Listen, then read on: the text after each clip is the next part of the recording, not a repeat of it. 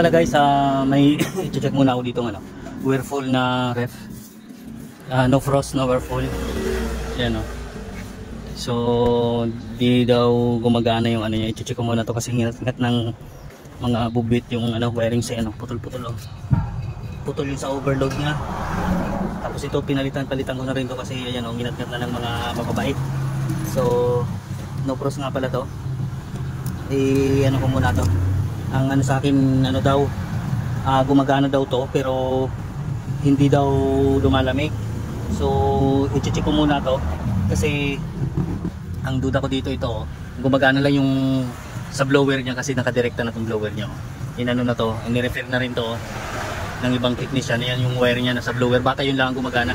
Itong compressor hindi kasi ayan o, putol na o. Putol yung ano niya no, yung sa overload niya kaya hindi gagana yung compressor.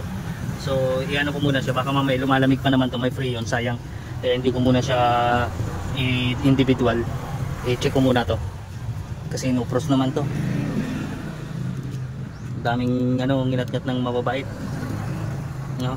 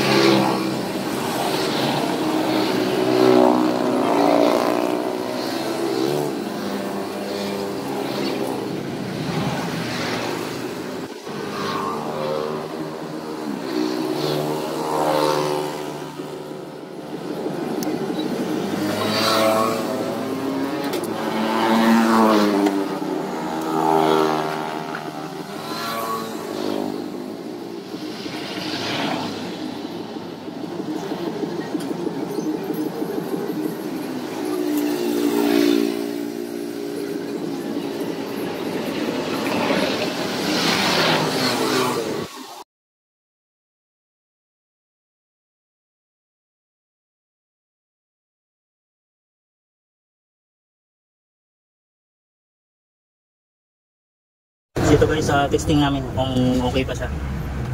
Look dyan. So ayan, gumana. Test check lang natin to kung nag-iinit pa yung nila. Nag-iinit pa ba yung high side niya. Okay yung pre nito. So okay guys, yung ano niya, yan yung amperahe niya 1.1 amperes. Ayan o, nag-iinit pa yung system niya, yung high side. So ibig sabihin pag nag-iinit pa siya, lumalamig siya. So yun, okay pa to. Yung ano lang talaga, ito hinat-ngat na putol. Yung wirings lang problema. Ayan o, mainit na yung body niya o. Check natin yung loob.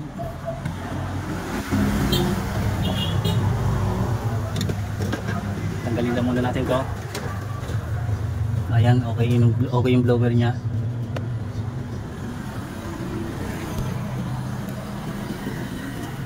Ayan.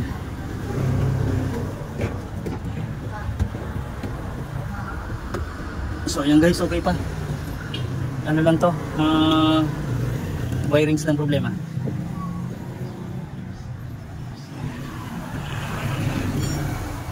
So ayan o, mainit na yung body niya, ang bilis. Tsaka ibig sabihin kompleto pa yung preo niya dahil 1.0 1.1, 1.0 amperes. So ibig sabihin kasi pagka wala na to, nasa 0.6 na lang to 0.5 pagka wala na siyang lamang preo.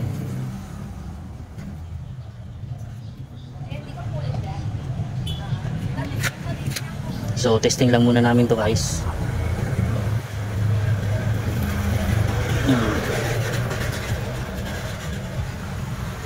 Ayan, testing lang muna namin yan, mga ilang oras para malaman kung okay talaga siya. Check natin to guys na nirepair namin na yan. Kanina pa to, mga nasa 2 oras na rin to, magdadalawang oras. So ayan o, ayan, okay na to guys, lumamig na, ayun o.